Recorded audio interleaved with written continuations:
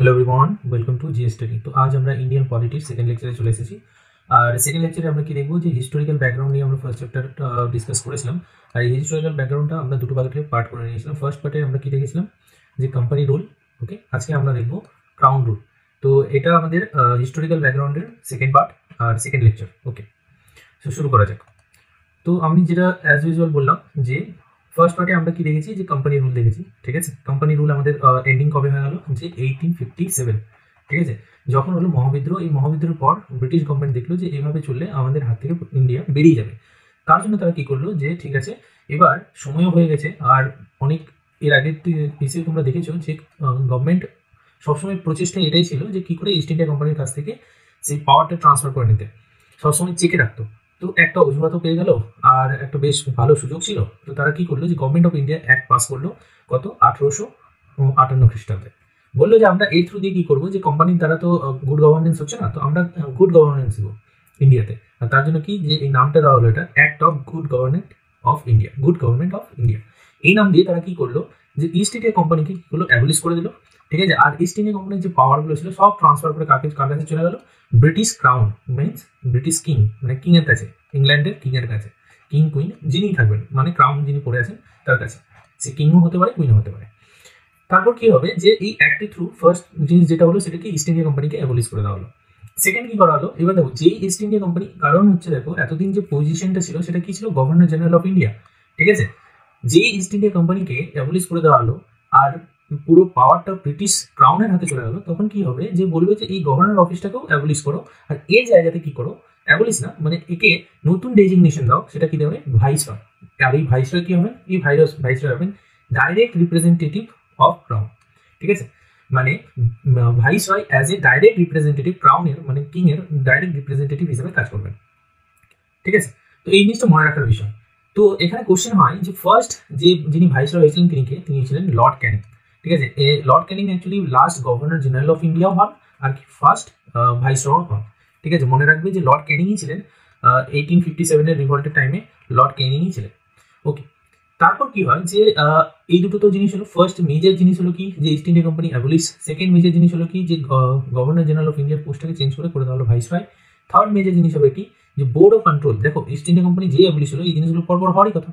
এবার board of কন্ট্রোলকেও কি করা হলো, অ্যাবলিশ করা হলো। কোর্ট অফ ডাইরেক্টরসকেও অ্যাবলিশ করে দেওয়া হলো। ঠিক আছে, অ্যাবলিশ করে দেওয়া হলো। তারপর কি আসবে, যে একটা নতুন অফিস ক্রিয়েট করা হলো, সেক্রেটারি অফ দ্য স্টেট। আর এই সেক্রেটারি অফ দ্য স্টেটের হাতে দেওয়া হলো কি, যে আপনি এই সেক্রেটারি অফ দ্য স্টেট এই অফিসটাই নজরদারি রাখবে কিসের জন্য, যে ইন্ডিয়াতে কিভাবে গভর্নমেন্ট চালানো হচ্ছে, আর তার কি রিপোর্ট কাকে দেবে, ব্রিটিশ ক্যাবিনেটকে। ঠিক আছে, বা ব্রিটিশ পার্লামেন্টকে সে রেসপন্সিবল হবে। ঠিক আছে, মানে এখানকার কথা, ইন্ডিয়ার কথা ব্রিটিশ পার্লামেন্টে নিয়ে যাওয়ার কাজ মাঝখানে যিনি করবেন তিনি হবেন কে, সেক্রেটারি অফ দ্য স্টেট। ওখানে সামলাবেন কে, ইন্ডিয়াতে সামলাবেন কে, যে যার হাতে পুরো পাওয়ার থাকবে তিনি হবেন ভাইসরয়। আর ইন্ডিয়া থেকে ব্রিটেনে যে কথা পৌঁছানোর দায়িত্ব তার হচ্ছে সেক্রেটারি অফ দ্য স্টেট, মানে মিডল ম্যান হিসেবে কাজ করবেন। ওকে, তারপর কি করা হলো, যে এই যে সেক্রেটারি অফ দ্য স্টেট, একে 15 মেম্বারের একটা কাউন্সিল অ্যাসিস্ট করবে। ঠিক আছে, একটা 15 জন মেম্বারের একটা কাউন্সিল বানানো হলো, যে সেক্রেটারি অফ দ্য স্টেটকে অ্যাসিস্ট করবে as a advisory body. Okay, আর কিছু ছিল, আর যে secretary of the state of the council, একই কর্পোরেট ক্যাপেবল আর সুইং অফ দ্য উইং, যে জিনিসটা আমি অলরেডি বললাম, যে মিডলম্যান হিসাবে এরা কাজ করবে। ওকে, নেক্সট 1858 আমরা একটা দেখে নিলাম। তারপর আসবে কি 1861 অ্যাক্ট। 1861 অ্যাক্টে কি হবে, যে যিনি ভাইসরয় হলেন তিনি বলবেন যে ঠিক আছে, কিছু কারণ দেখো কি বলা হয়েছিল, যে গুড গভর্নেন্স দেবো। ঠিক আছে, তো এবার একটু তো ইন্ডিয়ানদেরকে দেখাতে হবে যে হ্যাঁ না, গুড গভর্নেন্স দিচ্ছি বা তোমাদেরও একটু কথা রাখছি। তার জন্য কি করবেন, যে ভাইসরয় কিছু ইন্ডিয়ানদেরকে নমিনেট করবেন কিসে, as a non official member. এই যে দেখতে পেয়েছো, অতই যদি ইচ্ছে ছিল তো অ্যাজ এ অফিসিয়াল মেম্বারও নমিনেট করতে পারতেন, কিন্তু তিনি as a official member nominate করবেন না। কারণ যে অফিসিয়াল মেম্বার হিসেবে পোস্টটা পেয়ে যাবেন তাদের কি ভোটিং রাইট পেয়ে যাবেন। ঠিক আছে, কোনো একটা ম্যাটার ডিসকাস হচ্ছে, সেখানে অফিসিয়াল যারা মেম্বার থাকেন তারা ভোট করতে পারেন, কিন্তু as a non official member তাকে বলেন যে আমি নমিনেট করে দিচ্ছি। ঠিক আছে, এক্সপান্ড হিজ কাউন্সিল। এখন কিন্তু অফিসিয়াল মেম্বার নেবেন না। 1862-তে কি হবে, যে এইভাবে 3 জন ব্যক্তিকে অ্যাজ এ লেজিসলেটিভ কাউন্সিল যেটা ছিল, সেই কাউন্সিলে কি করা হবে, নমিনেট করা হবে। কে তারা, রাজা অফ বেনারস, মহারাজা অফ পাটিয়ালা, আর কি স্যার দিনকা রাও। এই 3 জনকে as a non official member হিসেবে নমিনেট করবেন। কে করবেন, ভাইসরয়। তারপরে চলে আসি, এবার বলা হয়েছে যে লেজিসলেটিভ পাওয়ারটা বোম্বে আর মাদ্রাসের, একটু যদি মনে করে থাকো তো দেখবি যে কোম্পানি রুলের সময় কি হয়, যে বোম্বে আর মাদ্রাসের যে লেজিসলেটিভ পাওয়ারটা সেটা কেড়ে নেওয়া হয়েছিল, ঠিক আছে। কিন্তু এখন বলবে যে না ঠিক আছে, বোম্বে আর মাদ্রাসকে তাদের যে লেজিসলেটিভ পাওয়ার মানে ল বানানোর জন্য যে পাওয়ারটা দরকার হয় লেজিসলেটিভ পাওয়ার, প্রভিন্সের ক্ষেত্রে, প্রভিন্সের কথা হচ্ছে এখানে, সেন্টারের কথা না, সেটা পাওয়ারটা দেওয়া হলো, রিস্টোর করে দেওয়া হলো, ঠিক আছে। আর অবভিয়াসলি দেখো ফার্স্টে যখন ব্রিটিশ যখন কোম্পানি রুল চলছিল তখন কি করা হয়েছিল, সেন্ট্রালাইজেশন করা ছিল, মানে সেন্টারের হাতেই সব পাওয়ার থাকবে। এটাতে কি করা হলো, বললো যে না যে প্রভিন্সগুলো আছে না সেন্ট্রাল আন্ডারে, তাদেরকেও আমি পাওয়ার দিলাম, তারাও নিজের মতো করে ল বানাতে পারে। তার মানে কি, যে পাওয়ারটা এবার ভাগ করে দেওয়া হচ্ছে, এটা বলা হয় ডিসেন্ট্রালাইজেশন প্রসেস, ঠিক আছে। ওকে, আর তারপর কি করা হবে, আর কিছু, হ্যাঁ বললো যে এবার এক কাজ করো, যে মেড প্রভিশন করা হলো নিউ লেজিসলেটিভ কাউন্সিলে, ঠিক আছে, নিউ লেজিসলেটিভ কাউন্সিল গঠন করা হবে আপার হাউস, কিসের ক্ষেত্রে, ফর বেঙ্গলে, তারপর কার, নর্থ ওয়েস্টার্ন প্রভিন্সের আর পাঞ্জাবের ক্ষেত্রে। প্রভিন্স বানিয়ে দেওয়া হয়েছিল আগেই, আর সেটাকে কি করা হলো, যে নিউ লেজিসলেটিভ একটা কাউন্সিল দিয়ে দেওয়া হলো, ঠিক আছে, যে ঠিক আছে এরও একটা আলাদা রকম নিউ লেজিসলেটিভ কাউন্সিল থাকবে প্রভিন্স হিসাবে, ঠিক আছে। আর তারপর কি নর্থ ওয়েস্টার্ন প্রভিন্সকে করে দেওয়া হলো, এখানে সালগুলো লেখা আছে, দেখে নিতে পারো, এগুলো ইম্পর্টেন্ট না, জাস্ট জানার জন্য, যে তিনটে এই ইন্ডিয়ান কাউন্সিল অ্যাক্টের থ্রুই কিন্তু এদেরকে নিউ লেজিসলেটিভ কাউন্সিল দেওয়া হয়েছিল। আপার হাউস মানে বলতে পারো কি বলতো না, এটা হচ্ছে বিধান পরিষদ, ঠিক আছে, যেমন স্টেটে এখনো হয় না বিধান পরিষদ আর বিধানসভা, তো আপার হাউস হচ্ছে কি বিধান পরিষদ। ওকে, তারপর কি হচ্ছে, যে ভাইসরয় ওয়াজ দ্য এম্পাওয়ার কি, আচ্ছা ভাইসরয়কে আরো পাওয়ার দেওয়া হলো কি, যে তিনি কোনো অর্ডিনেন্স, ঠিক আছে, পাস করতে পারবেন, আর সেটার ভ্যালিডেশন কত হবে, 6 মাস, ঠিক আছে। এই অর্ডিনেন্সটা তিনি কখন পাস করবেন, দেখো সেম টাইপের জিনিস কিন্তু এখনো আছে, যেটা প্রেসিডেন্টের হাতে থাকে, যে মনে করো যে পার্লামেন্ট যদি সেশনে না থাকে তাহলে পার্লামেন্ট প্রেসিডেন্টের কাছে এই পাওয়ারটা আছে, যে তিনি 6 মাসের জন্য একটা অর্ডিনেন্স জারি করতে পারেন। সেম পাওয়ারের কথা এখানে বলা হচ্ছে, যে এটা কার কাছে থাকবে, ভাইসরয়ের কাছে থাকবে, যখন লেজিসলেটিভ কাউন্সিল কোনো কারণের জন্য কনসেন্ট, উইদাউট কনসেন্ট, লেজিসলেটিভের ওখানে বলছে যে কোনো রকম কনসেন্ট নেওয়া হবে না, তিনি যদি চান তো ইমার্জেন্সি বেসিসে অর্ডিনেন্স জারি করতে পারেন। ওকে, এই কারণে বলা হয় যে একটু যদি আমরা দেখি না, তো ব্যাকগ্রাউন্ডে আমরা যখন হিস্ট্রিটা পড়ছি, হিস্টোরিক্যাল ব্যাকগ্রাউন্ড, দেখবো যে অনেক জিনিস আছে যেটা আমাদের এখনকার যে কাজকর্মগুলো চলে অনেকটা ম্যাচ করে। এনিওয়ে, তারপর কি বলা হচ্ছে, যে পোর্টফোলিও সিস্টেম ক্রিয়েট করা হলো। Portfolio system in the sense, এর আগে পর্যন্ত যে লেজিসলেটিভ কাউন্সিলের যে মেম্বারগুলো ছিলেন না, তাদেরকে কোনো মানে অ্যাজ এ অফিস দেওয়া হতো না, ঠিক আছে। কিন্তু এই 1861 কাউন্সিল অ্যাক্টের পর তাদেরকে না পোর্টফোলিও দেওয়া হলো, মানে বিভিন্ন টাইপের ডিপার্টমেন্ট দেওয়া হলো আলাদা আলাদা মেম্বারদেরকে। যেমন মনে করো কারো হাতে যদি ল ডিপার্টমেন্ট আসলো, তো সেই ল ডিপার্টমেন্ট ও নিজের মতো করে চালাবে, ইন্ডিপেন্ডেন্টলি চালাবে। কারো কাছে ফিনান্সিয়াল ডিপার্টমেন্ট আসলো, সেই ফিনান্সিয়াল ডিপার্টমেন্ট ইন্ডিপেন্ডেন্টলি চালাবে। তো ওটার কথা বলা হচ্ছে যে পোর্টফোলিও সিস্টেম, ওটাকে বলা হয় পোর্টফোলিও সিস্টেম, এই সিস্টেমটা চালু করা হলো। ওকে, তারপরে কাউন্সিল অ্যাক্টে চলে আসবো 1892। এবার 1892 কি হয়, যে নন অফিসিয়াল মেম্বারদেরকে ইনক্রিজ করা হয়, ঠিক আছে। ভালো করে দেখো, এখানে কিন্তু নন অফিসিয়াল মেম্বারই ইনক্রিজ হচ্ছে। প্রথমে কি করলো, যে ভাইসরয় তার আগেরটাতে যে নমিনেট করলো নন অফিসিয়াল মেম্বারদেরকে, এখন বলে যে ঠিক আছে মেম্বারগুলোকে আরেকটু বাড়িয়ে দিই, ইন্ডিয়ানদেরকে আরেকটু শান্ত রাখার জন্য, ঠিক আছে, যে চলো তোমাদের সংখ্যা আরো বাড়িয়ে দিলাম, কিন্তু এখন পর্যন্ত অফিসিয়াল করেনি। বলো কি সেন্ট্রালেও তোমাদের সংখ্যা বাড়ালাম, নন অফিসিয়াল আর প্রভিন্সিয়াল তোমাদের সংখ্যাটা বাড়ালাম। কিন্তু এখানে দেখো ওটাই বলে দেওয়া আছে যে অফিসিয়াল মেজরিটি কিন্তু ওরা নিজেরা ম্যানেজ করে রাখলো, ঠিক আছে। অফিসিয়াল মেজরিটিটা ওরা নিজেরা মেনটেন করে রাখলো, মানে এটাতে শুধু ব্রিটিশরাই অফিসিয়াল মেজরিটিতে থাকতো, ঠিক আছে, যাতে কোনোভাবে ইন্ডিয়ানদের কাছে ভোটিং রাইটটা না আসে কোনো একটা ডিসিশনের উপর। ওকে, তারপর কি করা হলো, দেখো যে increase of the legislative council. আচ্ছা, লেজিসলেটিভ কাউন্সিলের কি ফাংশনও অনেক বেশি বাড়িয়ে দেওয়া হলো, অনেক কাজকর্ম বাড়িয়ে দেওয়া হলো, ঠিক আছে। বললো যে ঠিক আছে এরপর থেকে কি যে লেজিসলেটিভ কাউন্সিল যেটা হবে সেটা কি নিজের বাজেট নিজে ডিসকাস করতে হবে। এখানে কিন্তু লেজিসলেটিভ কাউন্সিল বলতে কিনা সেন্টারের কথা বলা হচ্ছে, এখনো কিন্তু প্রভিন্সকে এই পাওয়ারটা দেওয়া হয়নি যে ও নিজের বাজেট নিজে ডিসকাস করবে 1892 পর্যন্ত। এর আগে কিন্তু দেখো যে লেজিসলেটিভ কাউন্সিলের কাছেও কিন্তু এই পাওয়ারটা ছিল না, কিন্তু এখন আসলো যে ঠিক আছে যে তুমি নিজের পাওয়ার নিজের বাজেট নিজে ডিসকাস করতে পারবে, ঠিক আছে। তো অবভিয়াসলি এর আগে তাহলে কি হতো, এর আগে ব্রিটেনের পার্লামেন্ট থেকে বাজেট আসতো, তারা পাস করতো, ঠিক আছে। এনিওয়ে, তারপর কি করা হলো, যে এই যে নমিনেশনগুলো নেওয়া হয়েছিল, ঠিক আছে, এই যে নমিনেশনগুলো নেওয়া হয়েছিল নন অফিসিয়াল মেম্বারদের, এটা নেওয়া কি করে হলো, কারণ এখানে বলা হলো না যে ইনক্রিজ করা হলো, তো অবভিয়াসলি ইনক্রিজ করলো, তারপরে এই যে নমিনেশনের থ্রুই তো ইনক্রিজ করা হবে। তো এই নমিনেশনগুলো কি বেসিসে নেওয়া হলো, তো যদি এখানে বলা হয়েছে দেখো যে সেন্ট্রালেও নেওয়া হয়েছিল আর প্রভিন্সেও নেওয়া হয়েছিল, ইনক্রিজ করা হয়েছিল, ঠিক আছে। তো সেন্টারের ক্ষেত্রে কিভাবে নেওয়া হলো, সেন্টারের কাউন্সিলের ক্ষেত্রে কি করলো, যে ভাইসরয় তাদেরকে রিকমেন্ড করবে, ভাইসরয় তাদেরকে অ্যাপয়েন্ট করবেন, ঠিক আছে, বা নমিনেট করবেন, কাদের রিকমেন্ডেশনে, প্রভিন্সিয়াল লেজিসলেটিভ কাউন্সিলের রিকমেন্ডেশনে বা বেঙ্গল চেম্বার অফ কমার্সের রিকমেন্ডেশনে।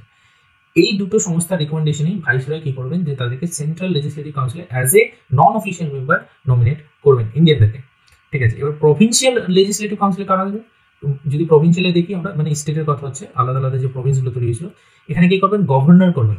ঠিক আছে, প্রভিন্সে কে আছেন, গভর্নর আছেন। আচ্ছা, তিনি কার অ্যাডভাইসে করবেন, তিনি করবেন ডিস্ট্রিক্ট বোর্ড, ঠিক আছে, মিউনিসিপ্যালিটি, ইউনিভার্সিটি, ঠিক আছে।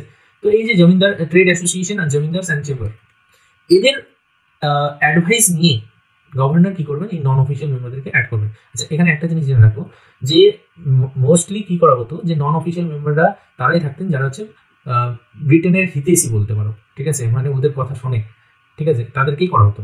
কারণ তাদের শুধু দেখানো, দেখো ইন্ডিয়ানদেরকে দেখানো, দেখিয়ে দিল যে ঠিক আছে ইন্ডিয়ানদেরকে তো নিলাম, কিন্তু এই ইন্ডিয়ানরা কতটা যে ইন্ডিয়ানদের কথা বলছে সেটা তো তুমি নিশ্চয়ই বুঝতে পারছো, ওরা নিজের লোককেই ঢোকাতো। ঠিক আছে, তারপরে চলে এবার আসছে ইম্পর্টেন্ট, এগুলো যা গেল গেল, ইম্পর্টেন্ট এখান থেকে শুরু মেনলি। আচ্ছা, এরপর আছে কি ইন্ডিয়ান কাউন্সিল অ্যাক্ট 1909, যেটাকে আমরা মর্লে মিন্টো রিফর্ম বলি। মর্লে মিন্টো রিফর্ম এই কারণের জন্য যে তিনি সেক্রেটারি অফ দ্য স্টেট ছিলেন মর্লে, আর হচ্ছে ভাইসরয় ছিলেন মিন্টো, এই কারণে মর্লে মিন্টো রিফর্ম বলা হয়। ঠিক আছে, এবার এই রিফর্মে কি হয় দেখো, এটা খুব ইম্পর্টেন্ট অ্যাকচুয়ালি। এখানে কি আগে নর্মালগুলো ডিসকাস করিনি, যেমন কি সেন্ট্রাল লেজিসলেটিভ কাউন্সিলের সিট সংখ্যা বাড়িয়ে দেওয়া হলো 16 থেকে কত করে দেওয়া হলো, 60 করে দেওয়া হলো। সেম জিনিস করা হলো প্রভিন্সিয়াল কাউন্সিলের সাথে, যে নাম্বারটা বাড়ানো হলো, কিন্তু ইউনিফর্ম ছিল না। অবভিয়াসলি এতটি প্রভিন্স আছে আলাদা আলাদা, তো কোনোটা থেকে কোনোটা হতেই পারে আলাদা আলাদা নাম্বার, ওই কারণের জন্য কিন্তু বাড়ানো হলো, মানে জেনারেলাইজি বাড়ানো হলো। ঠিক আছে, তারপর কি, কিন্তু একটা জিনিস খেয়াল করো, কি করলো যে সেন্ট্রাল লেজিসলেটিভ কাউন্সিলে অফিসিয়াল মেজরিটি কিন্তু নিজেরাই রাখলো। ঠিক আছে, অফিসিয়াল মেজরিটি মানে অফিসিয়াল যে মেম্বারগুলো ছিলেন সেখানে কিন্তু ইন্ডিয়ানদের মেজরিটি থাকলো না, সেখানে কি করলো যে নিজেদের মেজরিটি রাখলো। হ্যাঁ, আর প্রভিন্সে কি করলো, অ্যালাউ করলো যে ঠিক আছে যে তোমরা নন অফিসিয়াল মেজরিটি রাখতে পারো, ইন্ডিয়ানদের কথা হচ্ছে, ইন্ডিয়ানদেরকে অ্যালাউ করলো। তারপর কি ডেলিভারেট পাওয়ার, আচ্ছা পাওয়ার কি করলো, লেজিসলেটিভ কাউন্সিলের একটু বাড়িয়ে দেওয়া হলো। ঠিক আছে, যে ঠিক আছে তোমরা সাপ্লিমেন্টারি কোয়েশ্চেন জিজ্ঞেস করতে পারবে, আর কোনো রেজলিউশন যদি হয় তাহলে সেই রেজলিউশনটা তোমরা মুভ করতে পারবে কিসের উপর, বাজেটের উপর। এর আগে কিন্তু এই পাওয়ারটা ছিল না। ঠিক আছে, তো সেটা এখন দেওয়া হলো। তারপর কি করলো, যে সেপারেট ইলেকট্রোরের বললো যে সেপারেট তোমাদের না, যে ভোটিং ব্যাপারটা, যে মুসলিম কি শুধু মুসলিম ক্যান্ডিডেটকে ভোট করবে। ঠিক আছে, তো সেপারেট ইলেকট্রোরেটের কথা বললো। এতে কি হলো, যে অবভিয়াসলি কি হবে, কমিউনালিজম বাড়বে দেশে। তো কমিউনালিজমকে কি করলো না, লিগালাইজ করে দিল। কে করলেন সেটা, লর্ড মিন্টো। ঠিক আছে, তিনি কি ছিলেন, ভাইসরয়, ওই কারণে তাকে বলা হয় father of communal electorate. Father of communal electorate প্রথমবার কে স্টার্ট করলেন, সেটা করলেন লর্ড মিন্টো। আচ্ছা, এখানে দেখো একটা জিনিস, যে এই 1909 থ্রু দিয়ে প্রথমবার একজন ভারতীয়কে, সত্যেন্দ্র প্রসাদ সিনহাকে কি করা হলো, ভাইসরয়ের কাউন্সিলে কি করা হলো, as a law member appoint করা হলো প্রথমবার। ঠিক আছে, কিন্তু এর আগে কিন্তু জিনিসটা হয়নি, প্রথমবার হয়েছিল এটা। তো এটা অনেক সময় কোশ্চেন আছে, first time as a law member appoint হন ভাইসরয়ের কাউন্সিলে, এক্সিকিউটিভ কাউন্সিলে কে, তিনি হচ্ছেন সত্যেন্দ্র প্রকাশ সিনহা। এটা কিন্তু ডাইরেক্ট কোশ্চেনও আসে অনেক সময়। ঠিক আছে, তারপর কি করলো, এখানেই থামলো না, এইবার কি বলছে যে সেপারেট রিপ্রেজেন্টেশনও ব্যাপার আছে। ঠিক আছে, যে প্রেসিডেন্সি, কর্পোরেশনের বা চেম্বার অফ কমার্সের, আর কি ইউনিভার্সিটির আর জমিদারদের, তো এইগুলোর কথা বলেছিল। এটা তেমন ইম্পর্টেন্ট, মেইন ইম্পর্টেন্ট হচ্ছে এটা, যে father of communal electorate Lord Minto. ঠিক আছে, আর কি এখানে হবে, যে এক্সিকিউটিভ কাউন্সিলে কে, সত্যেন্দ্র প্রকাশ সিনহাকে অ্যাড করা হলো। সেপারেট ইলেকট্রেটের কথা বলা হলো, অফিসিয়াল মেজরিটি থাকবে না সেন্ট্রাল লেজিসলেটিভ কাউন্সিলে, বাট প্রভিন্সিয়ালে কি বললো, যে নন অফিসিয়াল মেজরিটি তোমরা রাখতে পারো। এই জিনিসগুলো হচ্ছে মেন। 1919 অ্যাক্ট আসবে, গভর্নমেন্ট অফ ইন্ডিয়া অ্যাক্ট 1919, একে বলা হচ্ছে মন্টেগু চেমসফোর্ড রিফর্ম। মন্টেগু ছিলেন সেক্রেটারি অফ দ্য স্টেট, আর চেমসফোর্ড হনকে ভাইসরয় অফ দ্য ইন্ডিয়া। তো এবার কি বললেন, এরা এসে বললেন যে ঠিক আছে আমরা রেসপন্সিবল গভর্নমেন্ট দেবো, কারণ এর আগে পর্যন্ত বলা হচ্ছিল যে গুড গভর্নেন্স দেবো, তো এখন বলছে যে আমরা না রেসপন্সিবল গভর্নমেন্ট দেবো। ভালো কথা। তো এরা কি করলো, বললো যে ঠিক আছে যতটি সাবজেক্ট আছে অ্যাডমিনিস্ট্রেশনের তার সাথে তাকে আমরা দুটোভাবে ভাগ করবো, সেন্ট্রাল সাবজেক্ট হবে কিছু, আর কিছু কি হবে, প্রভিন্সিয়াল সাবজেক্ট হবে। আচ্ছা, এবার এই যে প্রভিন্সিয়াল সাবজেক্টগুলো হবে সেটাকে বলছে যে আবার আমি না দুভাবে ভাগ করবো। কি, তো একটা হচ্ছে রিজার্ভ সাবজেক্ট, একটা হচ্ছে ট্রান্সফার সাবজেক্ট। রিজার্ভ সাবজেক্টে কি হবে, যে অ্যাডমিনিস্ট্রেট করবেন কে, গভর্নর জেনারেল। আচ্ছা, এখানে বুঝো, কারণ প্রভিন্সের কথা হচ্ছে। ঠিক আছে, সেন্ট্রাল সাবজেক্ট যেগুলো আছে সব তো চলে গেলো কার কাছে, ভাইসরয়ের কাছে, তো ভাইসরয় সামলাবেন। ঠিক আছে, আর প্রভিন্সিয়াল সাবজেক্টটা কার কাছে আসছে, গভর্নরের কাছে। কিন্তু এখানে দুটো ভাগ করলেন, কি যে একটা রিজার্ভ সাবজেক্ট, তো একটা কি ট্রান্সফার সাবজেক্ট। রিজার্ভ সাবজেক্টে কি হবে, যে গভর্নর জেনারেল তার যে এক্সিকিউটিভ কাউন্সিলের সাথে আছে তিনি অ্যাডমিনিস্ট্রেট করবেন। ঠিক আছে, আর তার জন্য তিনি কি লেজিসলেটিভ যে কাউন্সিলটা আছে প্রভিন্সে, তার সেখানে কি তিনি রেসপন্সিবল হবেন না। মানে গভর্নর জেনারেল নিজের ইচ্ছা মতো করতে পারবেন, কিন্তু তার জন্য কি লেজিসলেটিভ কাউন্সিলের কাছে তিনি রেসপন্সিবল হবেন না, যেটা রিজার্ভ সাবজেক্ট আছে সেগুলো। ট্রান্সফার সাবজেক্ট কি বলা হয়েছে, ঠিক আছে গভর্নর জেনারেলি অ্যাডমিনিস্ট্রেশন করবেন, তার যে কাউন্সিলটা আছে তার সাথে, কিন্তু এই ব্যাপারগুলোর উপরে তিনি কিন্তু লেজিসলেটিভ কাউন্সিল, প্রভিন্সিয়াল লেজিসলেটিভ কাউন্সিলের কাছে কি রেসপন্সিবল থাকবেন। ঠিক আছে, এভাবে কি করলো, দুটো রুল, মানে সাবজেক্টগুলোকে দুটো পার্টে ভাগ করে দিল। আর এই সিস্টেমটাকে বলা হলো ডায়ার্কি সিস্টেম। তো অবভিয়াসলি এই ডায়ার্কি সিস্টেমটা এফেক্টিভ ছিল না, সেটা তোমরা নিজে একটু করে বুঝতে পারবে। এনিওয়ে, তো তারপর কি করা হলো যে এই যে ইন্ডিয়ান লেজিসলেটিভ কাউন্সিল, যেটা কি ইসের কথা বলছি আমি, সেন্ট্রালের কথা বলছি, সেন্ট্রালের যে লেজিসলেটিভ কাউন্সিলটা ছিল, গভর্নর জেনারেলের যে ইন্ডিয়ান লেজিসলেটিভ কাউন্সিল বানিয়েছিল, সেই যে কাউন্সিলটা ছিল সেটা কি করলো না বাইক্যামেরিয়াল লেজিসলেচারে পরিণত করা হলো। বাইক্যামেরিয়াল মানে যে একটা আপার হাউস বানিয়ে দেওয়া হলো যেটাকে বলা হলো কাউন্সিল অফ স্টেট, আর একটা লোয়ার হাউস হলো যেটাকে বলা হলো কি যে লেজিসলেটিভ অ্যাসেম্বলি। আচ্ছা, এই আপার হাউস আর লোয়ার হাউস তোমরা যদি না বুঝতে পারো তো এখনকার যেটাকে আমরা কি বলি, আপার হাউস কাকে বলি রাজ্যসভাকে, লোয়ার হাউস কাকে বলি লোকসভাকে, ঠিক আছে। আর কিছুদিন পরে ইলেকশন আছে তোমরা এনিওয়ে। তো ওই জিনিসটাই করা হলো যে আগে কি একটাই ছিল, সেটাকে ভেঙে দুটো মানে হাউস বানিয়ে দেওয়া হলো। ওকে, তারপর কি করা হলো যে 1919 এটা কিন্তু 1919-এরই চলছে, ঠিক আছে, 1919 বললো যে 3 মেম্বার, এই যে ভাইসরয় ভাইসরয় যে এক্সিকিউটিভ কাউন্সিলটা ছিল তার মধ্যে যে 6 জন মেম্বার থাকতেন না, এর মধ্যে কি 3 জন মেম্বারই ইন্ডিয়ান করে দেওয়া হলো। ধীরে ধীরে বাড়াচ্ছে এখন সংখ্যা, একটু ভালো করে দেখো, এর আগে কিন্তু ছিল না। তারপর প্রথম সত্যেন্দ্র প্রসাদ হলেন মেম্বার, তারপর কি ধীরে ধীরে বাড়তে বাড়তে এখন 6 জন মেম্বারের মধ্যে 3 জন মেম্বারই কিন্তু ইন্ডিয়ান হয়ে গেছেন, ঠিক আছে। তারপর কি বলা হলো যে এই যে সেপারেট ইলেকট্রেট আগে কার মধ্যে ছিল, শুধু মুসলিমদেরকে দেওয়া হতো যে মুসলিমকে ভোট করতে হবে। তারপর বললো কি না, শিখদেরকেও এটা করতে হবে, ইন্ডিয়ান ক্রিশ্চিয়ান যারা আছে তাদেরকেও এটা দেওয়া হবে। আর কি অ্যাংলো ইউরোপিয়ান মানে যারা ইউরোপ থেকে এসে ইন্ডিয়াতে বিয়ে শাদী করে এখন ইন্ডিয়ান হয়ে গেছেন তাদেরকে অ্যাংলো ইন্ডিয়ান বলা হয়, ইউরোপিয়ান বলা হয় তারাও, ঠিক আছে। আর যারা ইউরোপিয়ান আছে তো ইউরোপিয়ানরা, মানে সবাই আলাদা আলাদা নিজের নিজের ক্যান্ডিডেটকেই ভোট করবে, ঠিক আছে। মানে ভাঙার চেষ্টা, বুঝতে পারছো, আলাদা আলাদা করে, ঠিক আছে। তো আর কি এই যে ফ্র্যাঞ্চাইজি, আচ্ছা এখানে বলা হলো যে ফ্র্যাঞ্চাইজি ভোটিং এর রাইট, ফ্র্যাঞ্চাইজি মানে ভোটিং এর রাইটের কথা বলা হচ্ছে। এই ভোটিং এর রাইটটা না কিছু লিমিটেড পাবলিককে দেওয়া হলো, কিসের বেসিসে, যে তাদের ধন দৌলতের বেসিসে, আর তারা তাদের ট্যাক্সের বেসিসে, তাদের এডুকেশনের বেসিসে। এরকম না যে অল ওভার ইন্ডিয়াতে যত মানুষ ছিলেন সবার কাছে ভোটিং রাইট ছিল, ভোটিং রাইট সবার কাছে ছিল না। কিছু গণ্যমান্য ব্যক্তিগণের কাছেই, পয়সাওয়ালা ব্যক্তিগণের কাছেই, জমিদার ব্যক্তিগণের কাছেই এই রাইটটা ছিল, বড় বড় মানুষের কাছেই ছিল। ওকে, এবার তারাই ভোট করে মানে এই ক্যান্ডিডেটগুলোকে নিয়ে আসতেন, এনিওয়ে যেটাই আছে। তারপর আমরা চলে আসি কি, তারপর বলছে যে প্রভিন্সিয়াল বাজেট। আচ্ছা, এতদিনে গিয়ে 1919-এ গিয়ে বললো কি যে ঠিক আছে, আমরা তো সেন্ট্রাল বাজেট ডিসকাস করছি, আর প্রভিন্সিয়াল কাছে তো বাজেট ডিসকাশনের ক্ষমতাই ছিল না। কিন্তু না, এরপর থেকে কি করতে হবে যে প্রভিন্সকেও আলাদা আলাদা কি বড় বাজেট দেবো, ঠিক আছে। প্রভিন্স নিজে থেকে নিজের বাজেট ডিসকাস করতে পারবে, ঠিক আছে, সেন্ট্রাল বাজেট থেকে আলাদা করে দেওয়া হলো, মধ্যে কথা। তারপর কি একটা নতুন অফিস বানানো হলো, কোন অফিস, যে হাই কমিশন ফর ইন্ডিয়া, ঠিক আছে, হাই কমিশন ফর ইন্ডিয়া। আর এর কি করলো যে হাই কমিশন ফর ইন্ডিয়া লন্ডনে একটা অফিস বানালো, হাই কমিশন, যেটা এখনো আছে যে হাই কমিশন ফর ইন্ডিয়া। এর কি সেক্রেটারি অফ দ্য স্টেটের যে কিছু কিছু কাজকর্ম ছিল সেটা কি ট্রান্সফার করে দেওয়া হলো হাই কমিশন অফ ইন্ডিয়ার কাছে, ঠিক আছে। কারণ সেক্রেটারি অফ স্টেটের কাজ কি ছিল, যে ব্রিটিশ গভর্নমেন্টের সাথে কি ইন্ডিয়াতে যেগুলো চলছে, ঠিক আছে, তার সব খবর পাঠানো, বা বলতে পারো যে একটা মিডিল অফিস হিসাবে কাজ করতো। তো সেটা কি করলো যে কিছু কিছু কাজ হাই কমিশনকেও কি করলো, হাই কমিশনার অফিস একটা বানালো, এই কমিশনার অফিসকে ট্রান্সফার করে দিল কাজগুলো, ঠিক আছে। তারপর এটা একটা গেল। আচ্ছা, তারপর বলা হলো যে সেন্ট্রাল পাবলিক সার্ভিস কমিশন শুরু করা হবে, সেটা করা হলো কত 1926-এ, ঠিক আছে। এই 1919-এর অ্যাক্টের থ্রু দিয়ে হলো যে central public service commission establish করা হলো, আর সেটার থ্রু দিয়ে কি সিভিল সার্ভেন্ট রিক্রুট করা শুরু করা হলো, ঠিক আছে। তারপর কি একটা চেম্বার অফ প্রিন্সেসও বানালো। এতে কি হলো যে চেম্বার অফ প্রিন্সে যে টোটালি 120 জন মেম্বার ছিলেন, ঠিক আছে। তার মধ্যে 108 জনই ছিলেন প্রিন্স, কোনো না কোনো স্টেটের প্রিন্স ছিলেন, ঠিক আছে, যে প্রিন্সলি স্টেটগুলো ছিল ইন্ডিয়াতে, সেই প্রিন্সলি স্টেটগুলো। আর কি 12 জন আরও আদার্স ছিলেন যারা অন্যান্য স্টেট থেকে রিপ্রেজেন্টেশন, কোনো গণ্যমান্য ব্যক্তিগণ, ঠিক আছে। তো চেম্বার অফ প্রিন্সও বানানো হলো। আচ্ছা, আর এই চেম্বার অফ প্রিন্সকে হেড কে করতেন, ভাইসরয় নিজে করতেন, ওকে, ঠিক আছে। তারপর কি, তো এই জিনিসটা ছিল, এই জিনিসগুলো হলো কি মেনলি যে আমরা 1919-এর যে একটা আছে সেগুলো থ্রু দিয়ে এই জিনিসগুলো হলো। দেখো মানে জিনিসটা বোঝার চেষ্টা করো যে একের পর এক জিনিসগুলো কি করে এগাচ্ছে, ঠিক আছে। এবার এখানে 1919-এর এই লাস্টের দিকে বলা হলো যে ঠিক আছে 1919 সালে যে একটা আসলো, এই একটা মানে এই দেখা হবে যে 10 বছর পর, 1919 থেকে কত 10 বছর পর কিরকম কি পারফর্ম করলো সেটা চেক করার জন্য একটা কি স্ট্যাচুটারি কমিশন বানানো হবে, ঠিক আছে। সেটা কবে করা হবে, 10 বছর পর বানানো হবে।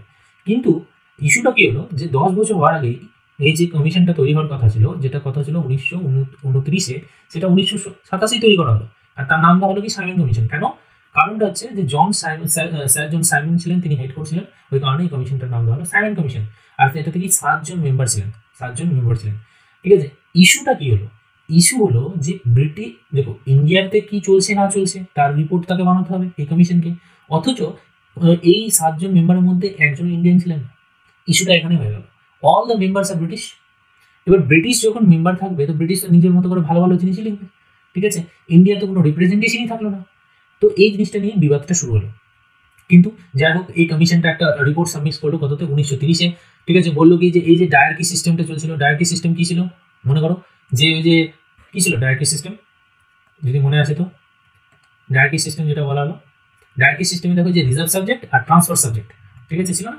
তো এই সাইমন কমিশন বললো যে ডায়ার্কি সিস্টেমটাকে অ্যাবলিশ করে দেন, দরকার নেই এটা, ঠিক আছে। বললো যে তারপর কি যে এই যে প্রভিন্সের যে গভর্নমেন্টগুলো আছে তাদেরকে রেসপন্সিবিলিটি বাড়ান, ঠিক আছে, তাদের রেসপন্সিবিলিটি দেন বেশি করে, ঠিক আছে। তারপর কি বললো যে একটা ফেডারেশন বানানোর চেষ্টা করুন। ফেডারেশন বানানো কীভাবে, ইন দ্য সেন্স বললো যে ব্রিটিশের কাছে, ব্রিটিশের আন্ডারে যত মানে ইন্ডিয়াতে যত টেরিটরি আছে সেটা, প্লাস হচ্ছে প্রিন্সলি স্টেটগুলো যেগুলো ডমিনেট তো ব্রিটেনই করে কিন্তু তবু ফ্রি, ঠিক আছে, অটোনমি আছে, এদেরকে নিয়ে একটা কি করার চেষ্টা করুন, একটা ফেডারেশন বানানোর চেষ্টা করুন। আর কি কমিউনাল ইলেকটোরেট বললো, কমিউনাল ইলেকটোরেট যেটা যেমন হচ্ছে মুসলিমকে ভোট দেবে, শিখকে ভোট দেবে, খ্রিস্টানকে ভোট দেবে, এটা কিন্তু কন্টিনিউ করবে, এটা আরও কন্টিনিউ করতে হলো, ঠিক আছে। তো জিনিসগুলো তো বুঝতেই পারছো কী করার চেষ্টা করছে। তো যাই হোক এই জিনিসগুলো নিয়ে ব্রিটিশ গভর্নমেন্ট কী করলো যে তিনটে রাউন্ড টেবিল কনফারেন্স করালো, ঠিক আছে, যে ব্রিটিশ যারা ব্রিটিশ ইন্ডিয়া থেকে যারা রিপ্রেজেন্টেটিভ ছিলেন তারা, আর কি ইন্ডিয়ান প্রিন্সলি স্টেট থেকে যারা ছিলেন তাদের মধ্যে তিনটে রাউন্ড টেবিল কনফারেন্স হয়, তোমরা হয়তো নামও শুনেছো। তো এটা হিস্ট্রিতে দেখবে যে কী ব্যাপারটা ছিল। এনিওয়ে এখানে আমি জাস্ট পলিটি বেসিসে চলছি। ওকে, তো এই যে ডিসকাশন হলো, তার ডিসকাশন হওয়ার পর কী হলো যে একটা white paper on the constitutional reform কী করা হলো, প্রিপেয়ার করা হলো, ঠিক আছে। আর এই মানে ডিসকাশনের যে রিফর্মের যে কনস্টিটিউশনাল রিফর্মটা প্রিপেয়ার করা হলো সেটা কোথায় প্রেজেন্ট করা হলো, ব্রিটিশ পার্লামেন্টে। আর ব্রিটিশ পার্লামেন্ট কী করলো সেটা, যে ঠিক আছে হালকা মডিফিকেশন করে সেটাকে অ্যাকসেপ্ট করে নিল। আর সেটা কি আমরা দেখতে পাবো যে গভর্নমেন্ট অফ ইন্ডিয়া অ্যাক্ট 1935-এ আমরা একটু পরেই দেখতে পারবো যে কী কী জিনিস এই কমিশনটা করেছিল আর সেখান থেকে কী কী জিনিস অ্যাকসেপ্ট করে নেওয়া হয়েছিল। ওকে, তারপর কি একটা কমিউনাল অ্যাওয়ার্ড, ঠিক আছে। আমরা সামিন কমিশন দেখলাম, কমিউনাল অ্যাওয়ার্ড, সামিন কমিশন ওখানে বলা হয়েছিল না এই যে পোর্শনটাতে যে কমিউনাল কি ইলেকটোরেটটাকে মেনটেন করতে, এখান থেকে আসবে কমিউনাল অ্যাওয়ার্ড। 1932 সালে কি করলো যে র্যামসি ম্যাকডোনাল্ডস তিনি ছিলেন ব্রিটেনের প্রাইম মিনিস্টার, তিনি বললেন যে কমিউনাল অ্যাওয়ার্ড বলে শুরু করলেন কি যে মাইনরিটি রিপ্রেজেন্টেশন, ঠিক আছে। মাইনরিটি রিপ্রেজেন্টেশন মানে বললো যে সেপারেট ইলেকটোরেট তো চলছে যা চলছেই, ঠিক আছে, সেপারেট ইলেকটোরেটকে মেনটেন করো, মানে হচ্ছে যে মুসলিমকে ভোট দেবে, শিখকে ভোট দেবে, ইন্ডিয়ান ক্রিশ্চিয়ান আছে তারা ইন্ডিয়ান ক্রিশ্চিয়ানকে ভোট দেবে, ঠিক আছে, অ্যাংলো ইন্ডিয়ান যারা আছে অ্যাংলো ইন্ডিয়ানদেরকে ভোট দেবে, ইউরোপিয়ান যারা আছে ইউরোপিয়ানসকে ভোট দেবে। কিন্তু এর সাথে সাথে কি করো যে ডিপ্রেস ক্লাস, এই জিনিসটা ডিপ্রেস ক্লাস মিনস এখানে এসসিদের কথা বলা হচ্ছে, শিডিউল কাস্ট যেটা বলি, শিডিউল কাস্ট না শিডিউল কাস্ট। তো এই যে শিডিউল কাস্ট যারা আছেন, ঠিক আছে, এই শিডিউল কাস্টদেরকে এদেরকেও আলাদা করো, এদের রিপ্রেজেন্টেশন যেন শিডিউল কাস্টকে ভোট দেয়। মানে হিন্দুদের মধ্যেও আবার ভাঙন ধরানো শুরু, এক তো বাকিদের সাথে ভাঙন ধরিয়ে দিল, প্লাস হিন্দুদের মধ্যে ভাঙন ধরানো শুরু। তো যাই হোক এই জিনিস নিয়ে কী হলো যে গান্ধীজি অপোজ করে কী করলেন, তিনি ওই টাইমে ইয়ারাওয়াদা জেলে ছিলেন, সেখানে তিনি আবার অনশন শুরু করে দিলেন, ঠিক আছে। তো যাই হোক এটার ফলস্বরূপ কী হলো যে পুনা প্যাক্ট একটা সাইন করা হলো, কার মধ্যে, কংগ্রেসের মধ্যে, আর কার মধ্যে, বি.আর. আম্বেদকরের মধ্যে। কেন? কারণ বি.আর. আম্বেদকর এই এসসি যে ক্যাটাগরি লোকজন বলতে পারেন তাদেরকে রিপ্রেজেন্ট করছিলেন বি.আর. আম্বেদকর, ঠিক আছে। তো এখানে কংগ্রেস আর বি.আর. আম্বেদকরের মধ্যে একটা পুনা প্যাক্ট সাইন হয়, যেটাতে বলা হয় যে না, আলাদাভাবে আমরা এসসিরা কোনো রকম কোনো রিপ্রেজেন্টেশন মানে সেপারেট ইলেকটোরেট আমরা চাই না, আমরা এই হিন্দুদের সাথে মানে একটা জয়েন্ট ইলেকটোরেটই আমরা চাই, হিন্দু জয়েন্ট ইলেকটোরেট চাই। কিন্তু হ্যাঁ এখানে ডিসাইড হলো এটাই যে এসসি ক্যাটাগরি থেকে আমাদের সিট কি করে দেওয়া হবে, রিজার্ভ করে দেওয়া হবে, সিট রিজার্ভ করে দেওয়া হবে, ঠিক আছে, যে এসসি ক্যাটাগরি পাবলিক যেন সিট পায়। ওকে, তো এইভাবে কি করা হলো যে যাই হোক যেটা হলো মডিফিকেশনের থ্রু দিয়ে আমরা কি হলো লাস্ট পর্যন্ত যে কমিউনাল অ্যাওয়ার্ডটা পাস করে দেওয়া হলো ডিপ্রেস ক্লাসে, ওকে, পাস করে দেওয়া হলো সেপারেট ইলেকটোরেট, একেই বলা হয় কমিউনাল অ্যাওয়ার্ড, ঠিক আছে। আর এই কমিউনাল অ্যাওয়ার্ডটাকেও পরবর্তীতে কী করা হবে, ইনকর্পোরেট করে দেওয়া হবে গভর্নমেন্ট অফ ইন্ডিয়া অ্যাক্ট 1935, সেটা আমরা দেখতে পাবো একটু বলবো না এখন। ওকে, চলো এবার চলে আসলো আমাদের মেইন যেটা সব থেকে বেশি ইম্পর্টেন্ট, যতটি দেখলে তাদের মধ্যে সব থেকে বেশি ইম্পর্টেন্ট হচ্ছে এটা, গভর্নমেন্ট অফ ইন্ডিয়া অ্যাক্ট। কেন নিজেরা বুঝতে পারবে। দেখো গভর্নমেন্ট অফ ইন্ডিয়া অ্যাক্টে কী কী বলা হয়েছিল ফার্স্টে সেই জিনিসটা বুঝো, ঠিক আছে। এটা ফাইনাল মাইলস্টোন ছিল বলতে পারো একভাবে, যে রেসপন্সিবল গভর্নমেন্ট দেবে, ঠিক আছে, ভালো কথা। আর এতে মোটামুটি 331টা সেকশন ছিল আর 10টা শিডিউল ছিল, এটা বেশ বড় একটা ব্যাপার স্যাপার ছিল, ঠিক আছে, অনেক কিছু ছিল এটাতে। এনিওয়ে, তো মেইন জিনিস আমরা আসি, এখানে বললো যে অল ইন্ডিয়া ফেডারেশন, একটু আগে দেখলে লক্ষ্য করলে যে যেখানে সাইমন কমিশন বলেছিল না একটা অল ইন্ডিয়া ফেডারেশন বানাও, তো গভর্নমেন্ট অফ ইন্ডিয়া অ্যাক্টও তাই বললো যে ঠিক আছে অল ইন্ডিয়া ফেডারেশন বানাও, কি যেটা হচ্ছে ব্রিটিশের আন্ডারে যে প্রভিন্সগুলো আছে সেটা, প্লাস কি প্রিন্সলি স্টেট যেগুলো আছে সেগুলো নিয়ে। কিন্তু এটা না কোনোদিনও ম্যাটেরিয়ালাইজ করা সম্ভব হয়নি, কেন? কারণ হচ্ছে প্রিন্সলি স্টেটগুলো পার্টিসিপেট করেনি, তো সেটা ছাড়ো, মেইন জিনিস হচ্ছে এটা ছিল।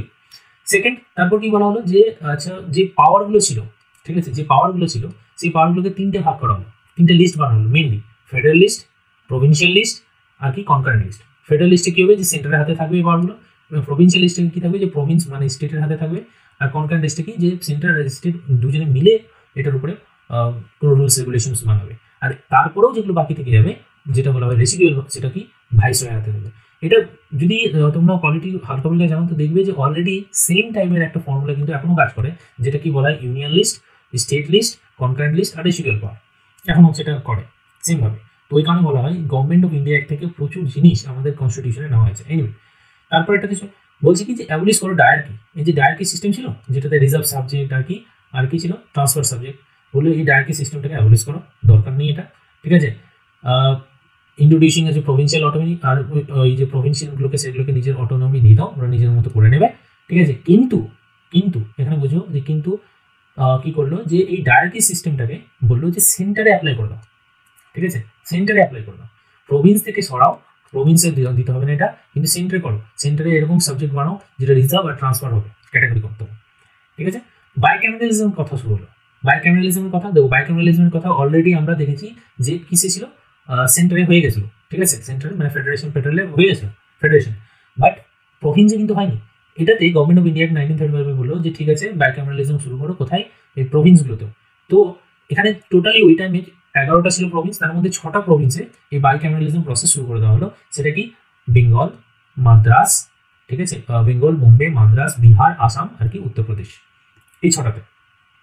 তারপর কি করা হলো, যে রিজার্ভ সিট করে দেওয়া হলো, যে ডিপ্রেস ক্লাসদের জন্য রিজার্ভ সিট করে দেওয়া হলো, আর স্পেশাল রিপ্রেজেন্টেশন কাদেরকে দেওয়া হলো, ওমেন আর লেবারকে দেওয়া হলো, ঠিক আছে। আরও আছে, এখনই শেষ না, গভর্নমেন্ট অফ ইন্ডিয়া একটা অনেক কিছু আছে, অনেক কিছু ইম্পর্টেন্ট জিনিস আছে। আচ্ছা, এবার চলে আসো কাউন্সিল অফ ইন্ডিয়া। তো কাউন্সিল অফ ইন্ডিয়া যেটা ছিল, একে বললো যে এটা অ্যাবলিশ করে দাও। কী করবো কাউন্সিল অফ ইন্ডিয়া রেখে, ঠিক আছে। তো অ্যাবলিশ করে দেওয়া হলো 1858-এ। কারণ দেখো অলরেডি কাউন্সিল অফ ইন্ডিয়ার যেটা কাজ ছিল সেটা তো এখন তারা ওই যে বাইক্যামেরালিজম করে দিল, একটা আপার হাউস লোয়ার হাউস ক্রিয়েট হয়ে গেছে, তো তারাই সামনে নিচ্ছে, তো কাউন্সিল অফ ইন্ডিয়া করবে নাকি, তোকে অ্যাবলিশ করে দাও। ওকে, ফ্র্যাঞ্চাইজিস ওয়াজ এক্সটেন্ডেড। ফ্র্যাঞ্চাইজিস মানে আবার বলেছিলাম ভোটিং রাইট। তো এবার বললো যে ঠিক আছে, শুধু গণ্যমান্য ব্যক্তিগণই না, এবার বললো যে ঠিক আছে টোটালি যে ইন্ডিয়ার পপুলেশন আছে তার 14%, অবভিয়াসলি ক্রাইটেরিয়াগুলো দেখে নিতে হবে কীভাবে 14%, তো 14% পিপল কি এবার ভোটিং রাইট পাবে। তো অবভিয়াসলি বাড়ানো হলো, আগে তো ভাবো যে মনে হয় 1-2% ভোট দিত কিনা, সেখান থেকে 14% করা হলো। ওকে, আর এই অ্যাক্টের থ্রু দিয়ে এই কত 1935-এর অ্যাক্টের থ্রু দিয়ে কী করা হলো, reserve bank of India establish করা হলো, ঠিক আছে। ওকে, তারপর কি, যে ফেডারেল মানে এই সেন্টারের কথা হচ্ছে ফেডারেল, আর পাবলিক কি প্রভিন্সিয়াল পাবলিক সার্ভিস কমিশনে কী করা হলো, পাবলিক সার্ভিস কমিশনের থ্রু পাবলিক সার্ভিস কমিশন গঠন করা হলো, এবং কি জয়েন্ট পাবলিক সার্ভিস কমিশনের গঠন করা হলো। এই জিনিসটা কি, এই জিনিসটা বুঝো, পাবলিক সার্ভিস কমিশন এটা থেকেই তো তোমাদের হচ্ছে WBCS নিচ্ছে অফিসার, ঠিক আছে, বা তোমার কি ইউপিএসসি কি বলে, ইউনিয়ন পাবলিক সার্ভিস কমিশন, আর সেটাই যদি তোমার স্টেটে হয় তাহলে কি বলবো আমরা, public service commission, state public service commission. এই পাবলিক সার্ভিস কমিশনটাকে আলাদা আলাদা কি করলো, একটা ফেডারেল করলো, মানে যেমন এখন আছে ইউপিএসসি বলো, আর এখন যে স্টেট পাবলিক সার্ভিস কমিশন বলো, আর একটা হয় joint public service commission, same জিনিস এখনও আছে। ওকে, ক্রিয়েট করা হলো। তারপর কি বলা হলো, যে ফেডারেল কোর্ট কত 1937-এ এস্টাবলিশ করা হলো। ইন্ডিয়া থেকে বার্মা, জানো কি না অলরেডি ইন্ডিয়ার পার্ট ছিল আগে বার্মা, এই বার্মাটাকে সেপারেট করে দেওয়া হলো কত, এই 1935-এর অ্যাক্টের থ্রু। আচ্ছা, দুটো নতুন প্রভিন্স ক্রিয়েট করা হলো, উড়িষ্যা আর সিন্ধ, এই দুটো জন্য এই অ্যাক্টের থ্রু দিয়ে। আচ্ছা, রেলওয়ে বোর্ড তৈরি করা হলো, একটা অডিটর জেনারেলের পোস্ট ক্রিয়েট করা হলো, এগুলো সব করা হলো কিসের থ্রু দিয়ে, 1935-এর অ্যাক্টের থ্রু। ওকে, তারপর চলে আসি last, Indian independent act of 1947। এটাতে কি হয় দেখো, 1947-এর 20 ফেব্রুয়ারি তখন ব্রিটিশ প্রাইম মিনিস্টার ছিলেন হচ্ছে ক্লিমেন্ট অ্যাটলি। তিনি ডিক্লেয়ার করলেন যে ঠিক আছে আমরা শেষমেশ কত জুন 30, 1948 এই ডেটে আমরা কি করবো, যে ইন্ডিয়াকে ইন্ডিপেন্ডেন্স দিয়ে দেবো। তোমাদের একটু হয়রানি হবে যে ভাই আমরা তো 1947-এই স্বাধীনতা পেয়ে গেছি, তো 48-এর কথা বলাচ্ছে। তো হ্যাঁ, অরিজিনালি যেটা স্বাধীনতা পাওয়ার কথা ছিল সেটা ছিল হচ্ছে জুন 30, এই ডেটটা ডিসাইড করা হয়েছিল। কিন্তু তারপর যখন দেখলো যে কমিউনাল এখানে বহুত ঝামেলা আছে ইন্ডিয়াতে হিন্দু মুসলিমের ব্যাপারে, আর ওই যে পার্টিশন নিয়ে, তখন কি করলো, আর তারা ফায়দাটা এটা উঠালো, বললো তোমরা মরো, নিজেদের মধ্যে কাটাকাটি করো, আমরা চললাম। তো তার আগেই ওরা কেটে পড়লো এখান থেকে, এখানে ঝামেলাটা লাগিয়ে কেটে পড়লো। এনিওয়ে জিনিসটা গেলো বুঝো, যে 1947-এর 20 ফেব্রুয়ারি এই ডিক্লিয়ারেশনটা হলো যে 30 জুনে 1948-এ তোমাদেরকে আমরা ইন্ডিপেন্ডেন্ট দিয়ে দেবো, ঠিক আছে। তারপরে পরে কি হলো, যে মুসলিম লীগ ডিমান্ড করতে লাগলো যে আমাদের পার্টিশন চাই, আমরা এইভাবে চলবো না। তো যখন এই ডিমান্ডটা ক্লিয়ার হলো, ঠিক আছে, তখন কি হবে, যে এগেইন কি করা হলো, যে জুন 3 জুন কি করা হবে 1947-এ ব্রিটিশ গভর্নমেন্ট ক্লিয়ার করলো যে কনস্টিটিউশন ফ্রেম করা হবে, কনস্টিটিউশন অ্যাসেম্বলির দ্বারা, ঠিক আছে। আর এই যে কনস্টিটিউশন অ্যাসেম্বলি যে ক্রিয়েট করা হয়েছিল কত 1946-এ, সেই যে কনস্টিটিউশনটা ক্রিয়েট করবে সেই কনস্টিটিউশনটা ওই সব পার্টের উপর অ্যাপ্লাই হবে না যে পার্টগুলো ইন্ডিয়ার সাথে এসে একসাথে দেশ বানাতে চায় না। মানে ইনডাইরেক্টলি বলছে যে পাকিস্তান, কারণ এটাই তো মুসলিম লীগ চেয়েছিল যে তাদের আলাদা দরকার, তো এই পাকিস্তানের কথা বলা হচ্ছে। আর কাদের কথা বলা হচ্ছে? প্রিন্সলি স্টেটের কথা বলা হচ্ছে। যদি কেউ না চায় সে ইন্ডিয়ার এই কনস্টিটিউশনকে নাও মানতে পারে। তো সেম ডেটে কি হলো, লর্ড মাউন্টব্যাটেন কি করলো যে চলো এবার কি ইন্ডিয়াকে পার্টিশন করা যাক, ঠিক আছে। তো পার্টিশন প্ল্যান তিনি এই করলেন, এগিয়ে দিলেন যে ঠিক আছে নাও এটা পার্টিশন প্ল্যান, এইভাবে ইন্ডিয়াকে দুভাগে ভাগ করা হবে। আর এই পার্টিশন প্ল্যানটাকে কি কংগ্রেস আর মুসলিম দুজনে অ্যাকসেপ্ট করে নেবে, আর এফেক্টে দেখলেন। এবার কি হবে, যেই এই পার্টিশন যে কারণ দেখো পার্টিশন প্ল্যানটা যেই পড়লো তাকে বলা হয় কি মাউন্টব্যাটেন প্ল্যান, এই জিনিসটা জেনে রাখো। তো এখান থেকে আসলো ইন্ডিয়ান ইন্ডিপেন্ডেন্ট অ্যাক্ট 1947। এই ইন্ডিয়ান ইন্ডিপেন্ডেন্ট অ্যাক্ট 1947 যেই আসলো সেখান থেকে শুরু হলো কি যে ঠিক আছে ব্রিটিশ রুল ইন্ডিয়াতে শেষ হয়ে গেল। ফার্স্ট জিনিস যেটা হলো Indian independent act, British rule ইন্ডিয়াতে শেষ। দুটো কান্ট্রি তৈরি হবে মেনলি ডমিনেন্ট, কি একটা হবে হচ্ছে পাকিস্তান আর একটা হবে ইন্ডিয়া। ইন্ডিয়া আর পাকিস্তান বলে দুটো কান্ট্রি তৈরি হবে, ঠিক আছে। তারপর কি হলো যে ভাইসরয়ের যে অফিসটা ছিল সেটাকে অ্যাবলিশ করে দেওয়া হলো। যে ভাইসরয় অ্যাবলিশ করে দেওয়া হলো, আর কি যে ব্রিটিশ কিং অ্যাপয়েন্ট করতেন অবভিয়াসলি ওই কি বলে তোমার ভাইসরয়কে, তার ডাইরেক্টর ছিলেন। তো এই ম্যাজেস্টি রেসপন্সিবিলিটিও শেষ হয়ে গেল, ঠিক আছে। যে যিনি কিং ছিলেন তার কোনো আর রেসপন্সিবিলিটি থাকলো না, তার রেসপন্সিবিলিটি শেষ হয়ে গেল। এবার কি বলা হলো যে এম্পাওয়ার করা হলো কনস্টিটিউশনাল অ্যাসেম্বলিগুলোকে। মানে দেখো দুটো তো ডমিনেন্ট ভাগ করে দিল না, একটা ইন্ডিয়া তৈরি হলো আর একটা পাকিস্তান। এবার তাদের নিজস্ব কনস্টিটিউশনাল অ্যাসেম্বলি তৈরি হলো। এদেরকে বলা হলো তোমরা নিজস্ব কনস্টিটিউশন বানিয়ে নাও, ঠিক আছে। নিজস্ব তোমরা কনস্টিটিউশন বানিয়ে নাও, ঠিক আছে। আর বলা হলো কি যে এরপর থেকে ব্রিটিশ গভর্নমেন্ট তোমার এগুলোতে কোনো রকম কোনো ইন্টারফেয়ার করবে না। যতদিন না কনস্টিটিউশন বানানো হচ্ছে ততদিন কনস্টিটিউশনাল অ্যাসেম্বলিগুলো তোমাদের নিজের দেশের কনস্টিটিউশনাল অ্যাসেম্বলি নিজের মতো করে তোমাদের দেশ চালাবে। তারপর বলো যে ব্রিটিশের যে প্যারামাউন্সি ছিল, ঠিক আছে, যে বলতো ওরা একভাবে অধিকৃত হয়েছিল এরা।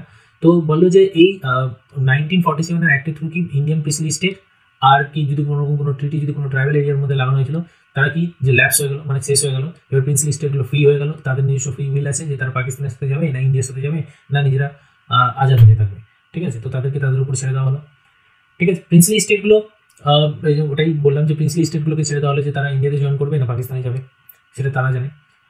তারপর কি যে অবভিয়াসলি যখন ব্রিটিশ এখান থেকে চলে যাবে, মানে ইন্ডিয়া যখন ফ্রি হয়ে যাবে তখন কি এই যে কিং অফ ইংল্যান্ডের যে একটা টাইটেল ছিল এম্পারার অফ ইন্ডিয়া, এই টাইটেলটাও কি হলো শেষ হয়ে গেল। তো সুতরাং এরপর থেকে আর তাকে এম্পারার অফ ইন্ডিয়া বলা হবে না। তো এরকম বিষয়বস্তুগুলো আছে দেখবে, মোটামুটি আমি বলেই ফেললাম মোটামুটি কম বেশি করে জিনিসগুলো। তো এইভাবে কি হলো যে শেষমেশ আমরা ইন্ডিপেন্ডেন্ট পেলাম। আচ্ছা, এখানে কি হলো যে ইন্ডিপেন্ডেন্ট আমরা পেলাম, অবভিয়াসলি তোমার ভাইসরয় যেহেতু ইন্ডিপেন্ডেন্ট হয়ে গেল ইন্ডিয়া, তো আর ভাইসরয় কেন থাকবে? কারণ ভাইসরয় কে ছিলেন? ভাইসরয় ছিলেন মানে ম্যাজেস্টি অফ, মানে কি বলতে পারে ক্রাউনের বা ম্যাজেস্টি যেটা বলা হতো ওদেরকে, ক্রাউনের ডাইরেক্ট রিপ্রেজেন্টেশন ছিলেন, ওই কারণে ভাইসরয় বলা হতো। তো এখন ইন্ডিয়া ইন্ডিপেন্ডেন্ট, তো আর এখন তাকে ভাইসরয় বলা হবে না, এখন বলা হবে কি গভর্নর জেনারেল অফ ইন্ডিয়া, ঠিক আছে। তো first governor general of India কেন? লর্ড মাউন্টব্যাটেনই হলেন, ঠিক আছে। যতদিন না আমাদের কনস্টিটিউশন রেডি হলো ততদিন পর্যন্ত লর্ড মাউন্টব্যাটেনই ছিলেন। আর এই যে কনস্টিটিউশন অ্যাসেম্বলিটা যে কনস্টিটিউশনটাকে রেডি করলো সেই পরবর্তীতে গিয়ে কি হলো তাকে পার্লামেন্ট বানিয়ে দেওয়া হলো। তো এবার মেইন জিনিস হলো কি তারপর যে আমাদের ইন্ডিপেন্ডেন্ট পাওয়ার পর যে প্রধান 14 জন ছিলেন বলতে পারো, যে প্রধান 14 জন ছিলেন তাদের মধ্যে কে কোন অফিস পেয়েছিলেন সেই অফিসগুলো নিয়ে একটু চর্চা। যে যেমন Jawaharlal Nehru as a prime মিনিস্টারের অফিস তিনি সামলাতেন, তারপর কি এক্সটার্নাল অ্যাফেয়ার মিনিস্টারও তিনি সামলাতেন, কমনওয়েলথ ওয়েলথ রিলেশনও তিনি সামলাতেন, সায়েন্স অ্যান্ড রিসার্চের ডিপার্টমেন্টও তিনি সামলাতেন, Sardar Vallabhbhai Patel home ministry, information broadcasting. তো এইভাবে আছে যেগুলো ইম্পর্টেন্ট, যেমন রাজেন্দ্র প্রসাদ ইম্পর্টেন্ট, তারপর তোমার আম্বেদকর ইম্পর্টেন্ট। তো এরকমভাবে ইম্পর্টেন্টগুলো আছে, একটু দেখে নিই, অতটাও দরকার হয় না। আচ্ছা, এখানে আমি একটা জিনিস বলবো বিশেষ করে সর্দার বল্লভভাই প্যাটেলের। দেখো 1947-এর যে একটা ছিল সেখানে পরিষ্কার বলা হয়েছিল কি যে ইন্ডিয়া আর পাকিস্তান দুটো দেশ তৈরি হবে, আর প্রিন্সলি স্টেট যেগুলো আছে তাদের নিজস্ব করে আছে যে তারা ইন্ডিয়ার সাইডে যাবে না পাকিস্তানের সাইডে যাবে। এবার এখানে খুব ক্রিটিক্যাল একটা ভূমিকা পালন করেছিলেন সর্দার বল্লভভাই প্যাটেল, কারণ মোটামুটি ইন্ডিয়ার এই যে এরিয়াটা ছিল টোটালটা, এই এরিয়াতে না মোটামুটি 500+ তুমি প্রিন্সলি স্টেট ছিল। এই 500+ প্রিন্সলি স্টেট মানে মোটামুটি 550 ছিল। এই 500+ প্রিন্সলি স্টেটকে ইন্ডিয়াতে নিয়ে আসেন কে? সর্দার বল্লভভাই প্যাটেল। তাদেরকে রাজি করে ইন্ডিয়ার সাথে তাদেরকে মার্চ করেন সর্দার বল্লভভাই প্যাটেল। আর না হলে আজকে না ইন্ডিয়ার মধ্যে অনেক না ছোট ছোট স্টেট, নতুন দেশ দেখতে পেতে। Anyway, so this is all for today.